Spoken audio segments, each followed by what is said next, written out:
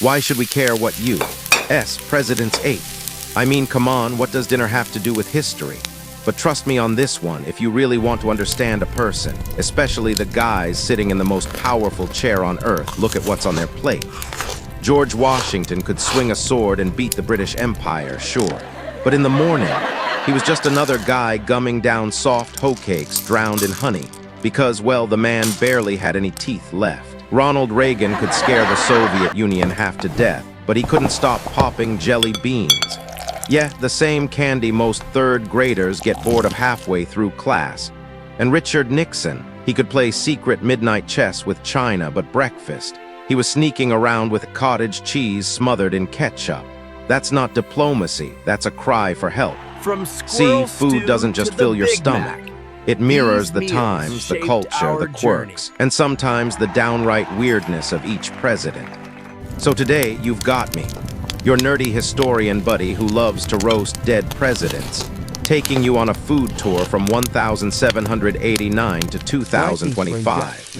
From George Washington's wood-fire kitchen at Mount Vernon, to Harrison's squirrel stew pot, to Johnson's Texas BBQ flames, and right up to Joe Biden double-fisting chocolate chip ice cream. Because American history isn't just written in blood and ink.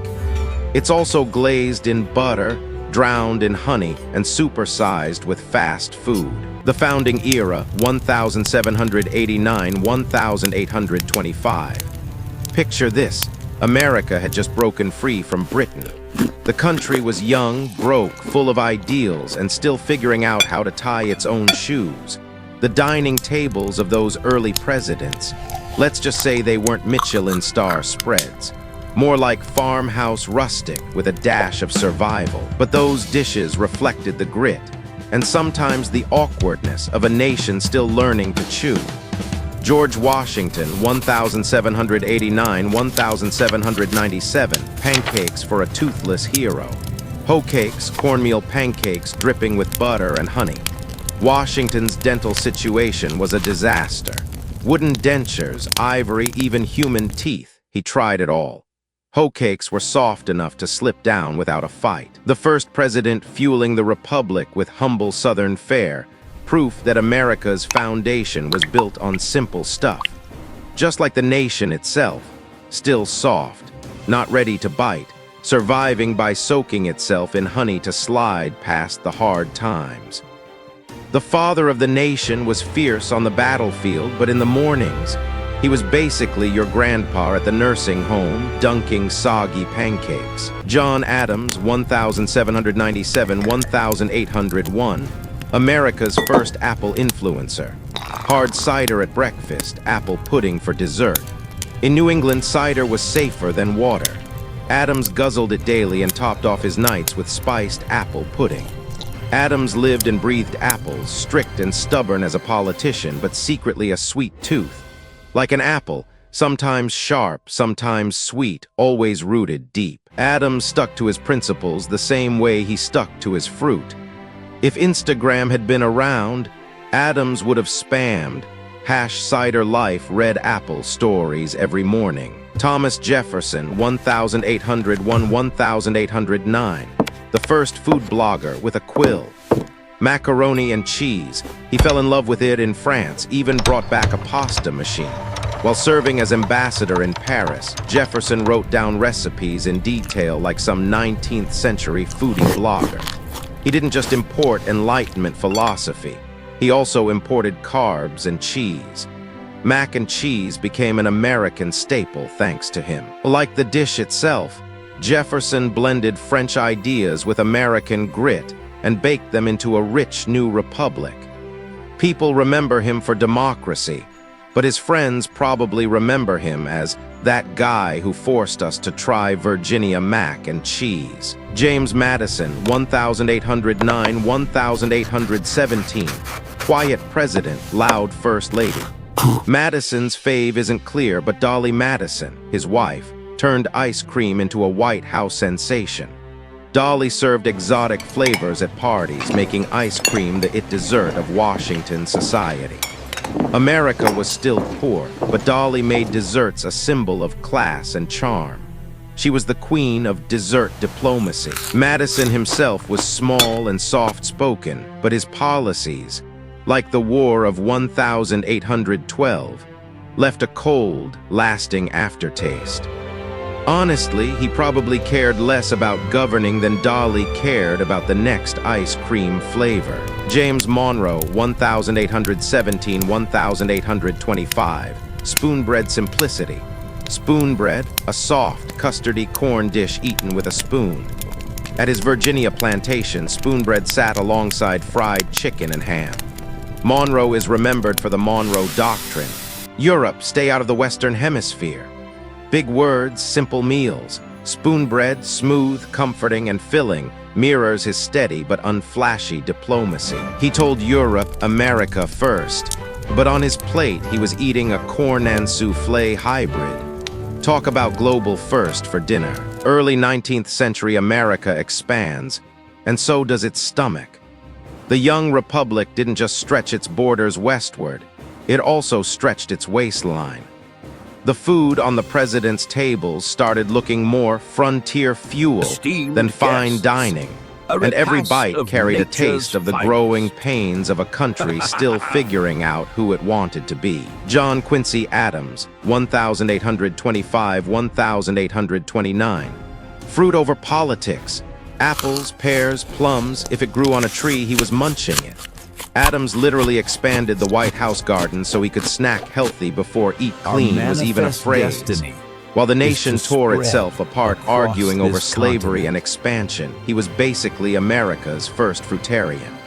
He was the fruit platter at a barbecue. Looks good. Technically healthy, but nobody touches it when the ribs come out.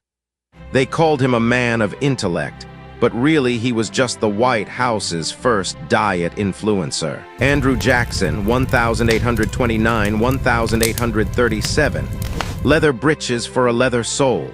Leather breeches, green beans, slow cooked with salt pork until they were salty, smoky, and tough.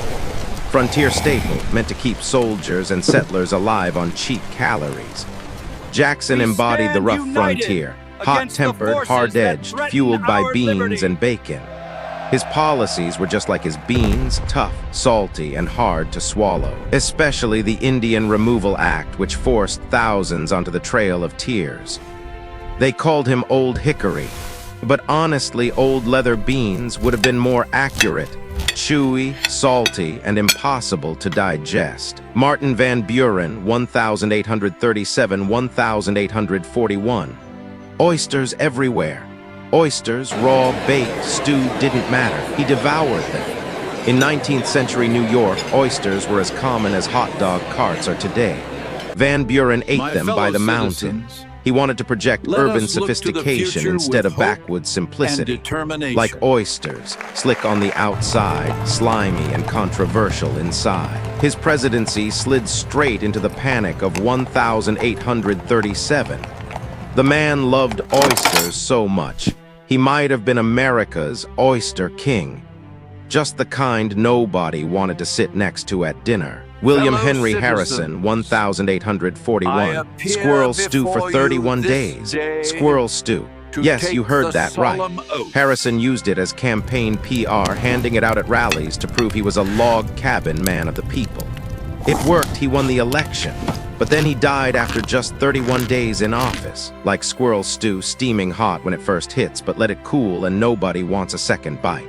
Probably the only U.S. president ever taken down by a squirrel. John Tyler, 1841–1845. Indian pudding for a giant family. Indian pudding, cornmeal, molasses, milk, slow-baked into a sticky dessert. Tyler fathered 15 kids, so a giant pudding pot was the cheapest way to keep them full. He only became president because Harrison croaked. He was the first accidental president. Like pudding, sticky, clinging, trying to hold together a job nobody really gave him. Folks nicknamed him his accidency.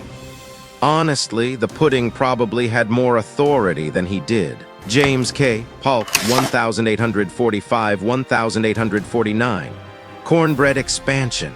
Cornbread, ash cakes, johnny cakes, the whole spectrum of frontier carbs.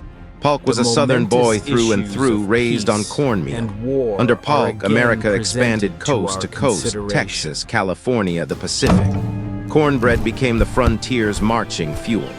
Like cornbread, simple, filling, but dry and hard to choke down if you overdo it. His expansion made America big, but also brittle. They say Polk doubled America's size.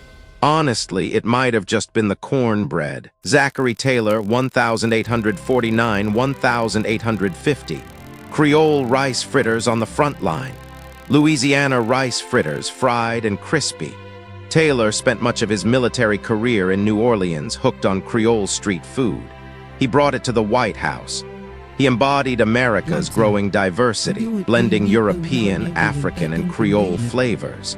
Like fritters, delicious hot, limp when cold. His presidency was short-lived before he died suddenly.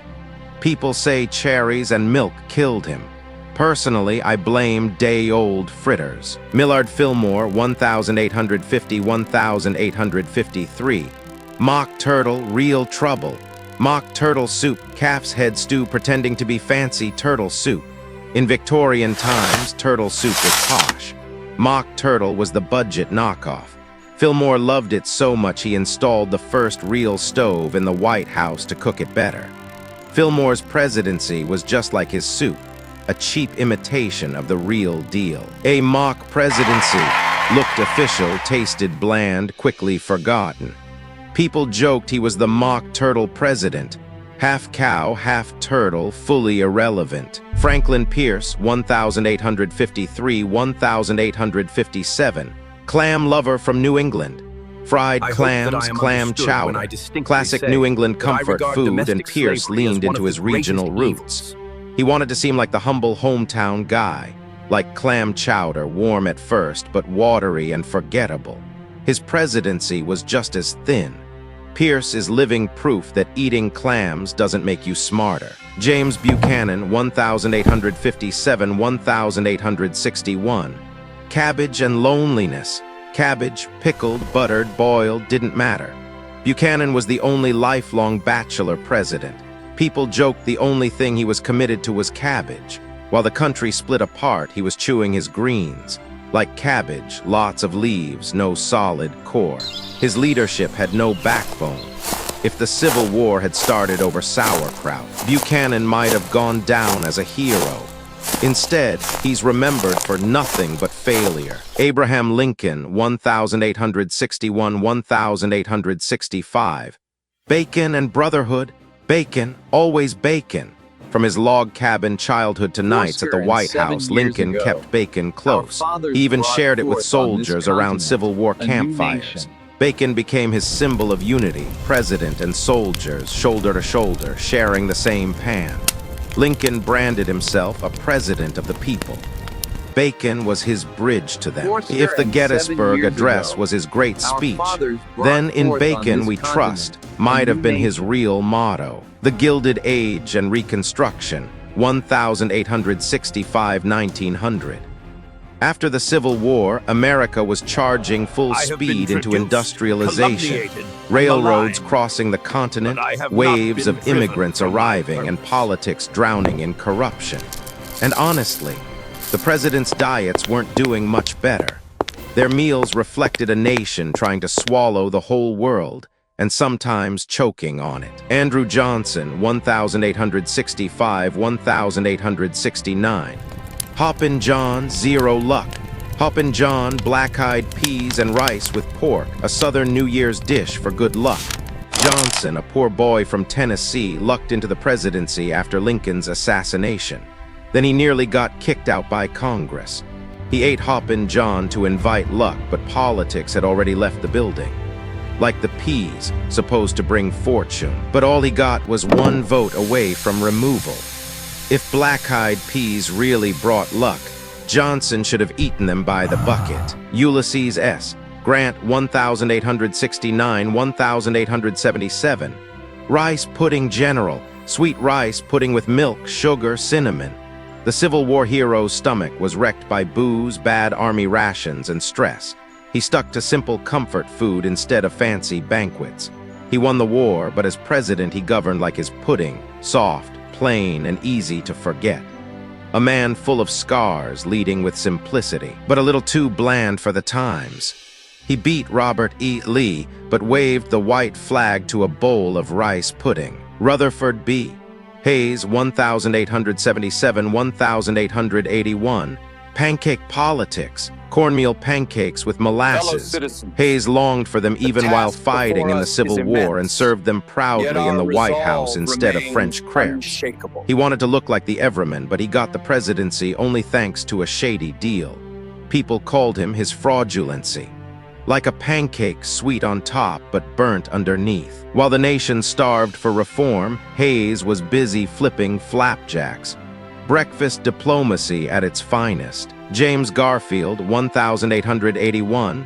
Soup of fate. Squirrel soup straight from his Ohio childhood.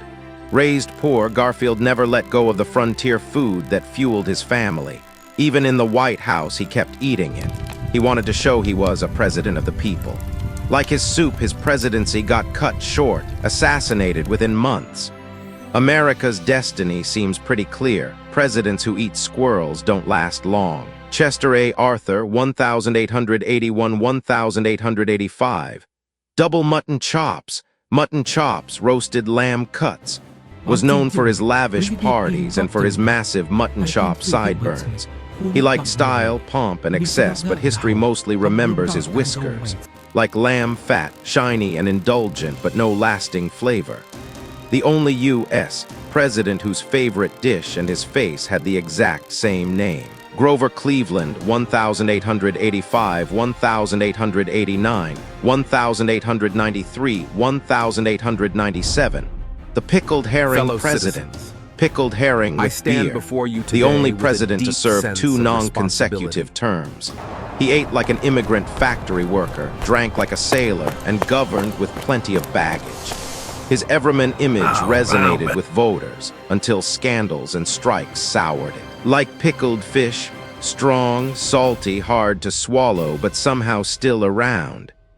Cleveland proved you can come back to the White House as long as the voters forget the smell of herring. Benjamin Harrison, 1889–1893. Corn man of Indiana. Corn in every form, pudding, chowder, fritters. Born in Indiana, where cornfields ruled the landscape. He carried that Hoosier pride into the White House. While America industrialized, he clung to rustic farm roots. Like corn, everywhere filling, but too much leads to constipation. His presidency was stuffed with actions, but few worth remembering. The ultimate corn man. Unfortunately, too bland to keep voters chewing. William McKinley, 1897–1901. Lobster a la McKinley. Hot lobster salad baked in cream sauce. McKinley and his wife loved it so much, restaurants named it after him. It became a brief White House sensation. His presidency ushered in America's imperial phase, Philippines, Cuba, global power. The lobster dish mirrored that ambition, fancy, foreign, expensive. Like lobster, flashy, luxurious, but not much meat once you crack it open. McKinley adored lobster, but in the end it wasn't seafood that killed him. It was an assassin's bullet. Fine dining, tragic ending. The modern 20th century, 1900–1970. By now, America was strutting onto the world stage. Factories booming, armies marching, and the White House table looking a little fancier. But trust me, even as presidents tried to look polished, their food choices still revealed the quirks, contradictions, and sometimes straight-up comedy of the men behind the office. Theodore Roosevelt, 1901–1909. Steak is strength. Steak, venison, bear, even bison. If it once roared, Teddy grilled it. A legendary hunter, Roosevelt treated red meat like proof of manhood. His big stick foreign policy matched his big slab of beef, muscular, bloody, and not for the faint of heart. Like his steak, thick, juicy, hard to chew.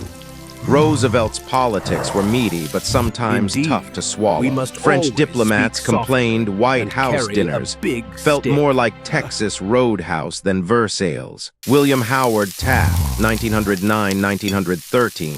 Steak for breakfast, belly for history.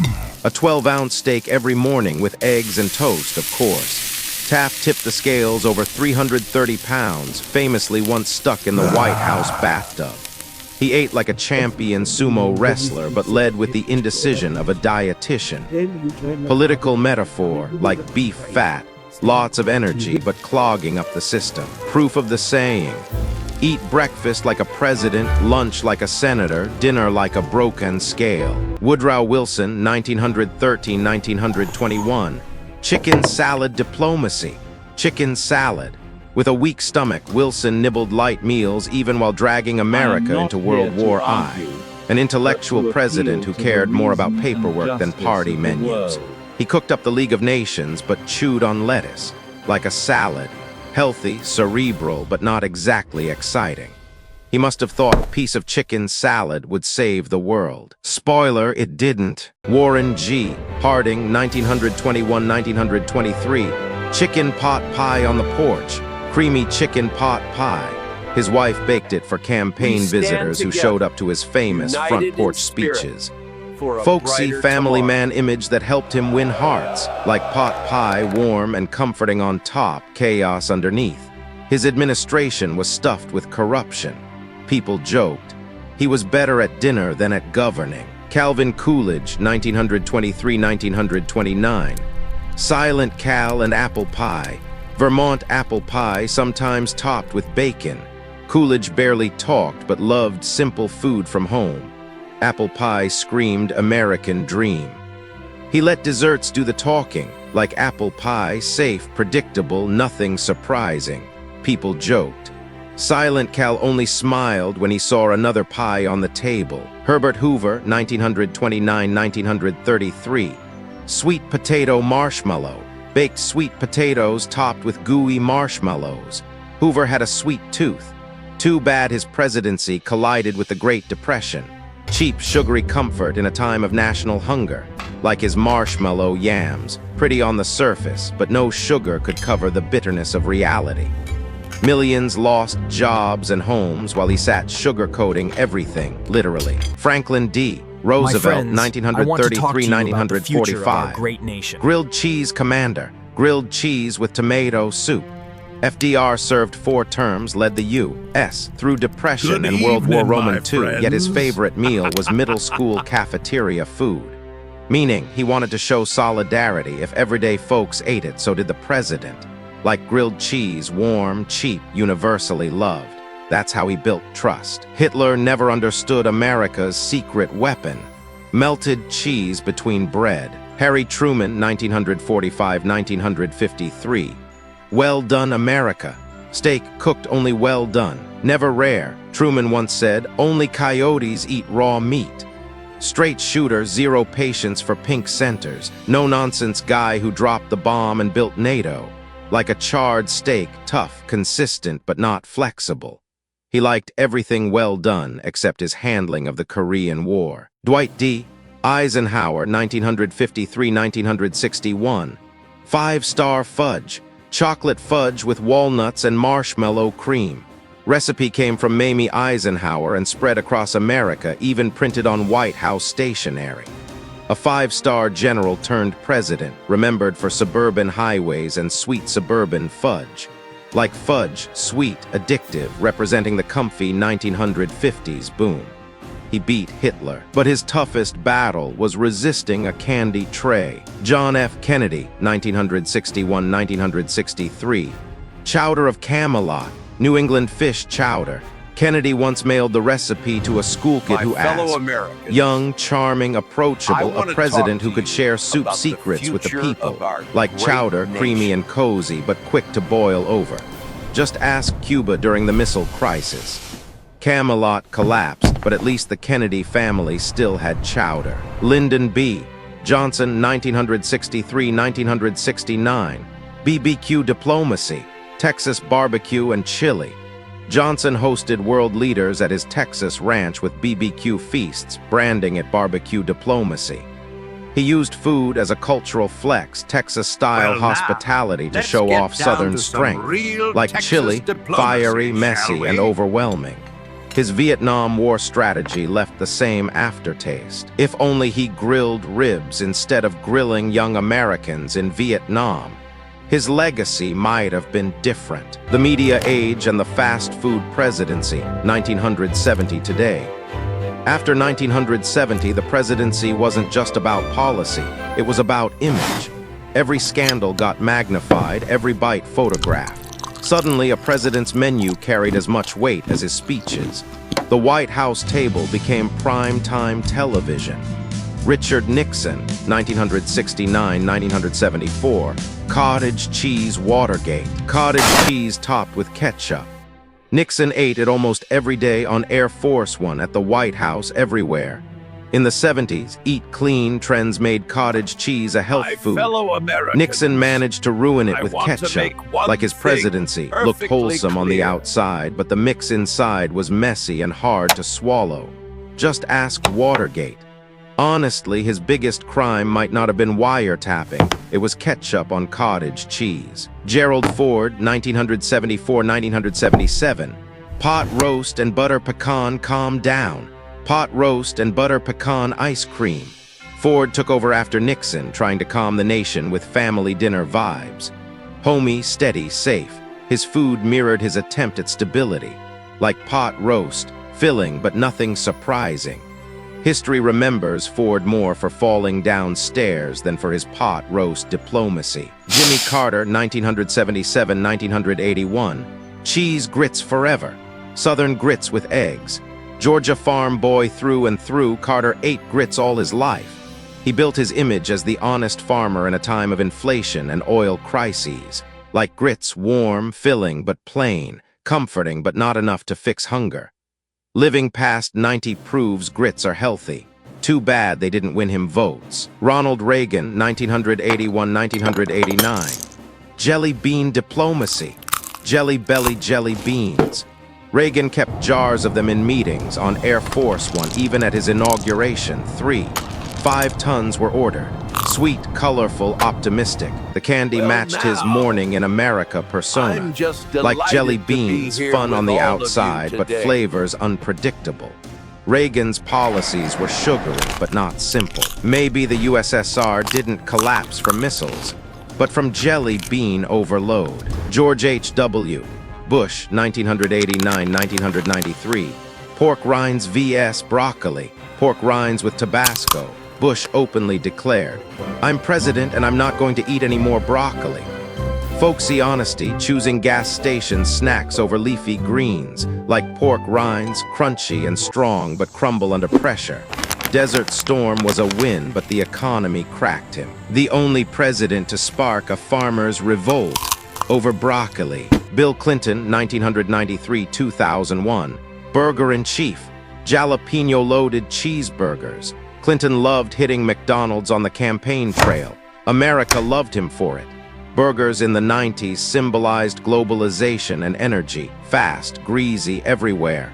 Like a burger. Satisfying but dangerous in excess. His presidency ended with a different kind of guilty pleasure. He didn't just supersize the combo meal. George W. Bush, 2001-2009. Cheeseburger pizza president. Pizza with cheeseburger toppings, ground beef, pickles, mustard, ketchup sauce. Bush loved it during movie nights and football games at Camp David. A weird hybrid dish like his politics, a mashup of ideas thrown together with messy results. Like cheeseburger pizza, fun in the moment, greasy consequences later. Americans may forget Iraq, but no one forgets the Bush special. Barack Obama, 2009-2017. Nachos for March Madness. Nachos with cheese, guac, and salsa. Obama hosted NCAA March Madness watch parties at the White House. Nachos always on the table. I agree. Nachos are for sharing, like Obama's cool, relatable brand. Like nachos, best when balanced, but overload the plate and it falls apart, just like bipartisan politics. His real slogan might have been, "Yes, we nachos." Donald Trump, 2017-2021. Fast food commander. Big Macs, KFC buckets, and Diet Coke. Trump famously served 400 McDonald's burgers to a visiting football team. Fast, cheap, familiar, his way of signaling he was just like the people. Like fast food, loud, everywhere, addictive, but bad for long-term health. The Trump White House was basically the biggest McDonald's franchise indeed. See, Joe Biden, 2021-2025. Ice cream diplomacy, chocolate chip ice cream. Biden constantly stops for ice cream cones, smiling for cameras like everyone's friendly uncle. In a divided America, ice cream is his soft power move. Sweet, comforting, uncontroversial. Like ice cream, comforting, nostalgic, but melts under heat. It's a Some say deal. America is melting faster than Biden's cone in Delaware summer. And that, my friends, is the presidential menu of America, served hot, messy, and sometimes downright bizarre. From Washington slurping soft corn cakes because of his wooden dentures, to Reagan stockpiling jelly beans like Willy Wonka with nukes, to Biden smiling with an ice cream cone while the world burns. You really can taste history on every plate. Food isn't just about calories. It's culture, it's politics, it's identity.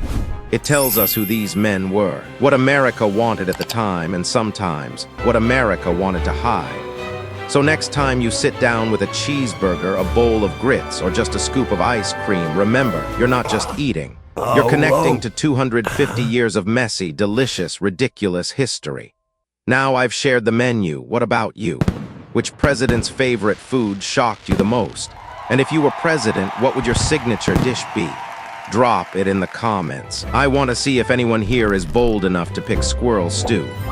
And hey, if you enjoyed this little food tour through history, don't forget to smash that like button, subscribe for more weird but true history stories, and share this with a friend who thinks politics is boring. Trust me, politics tastes a whole lot better with bacon, pies, and a side of sarcasm.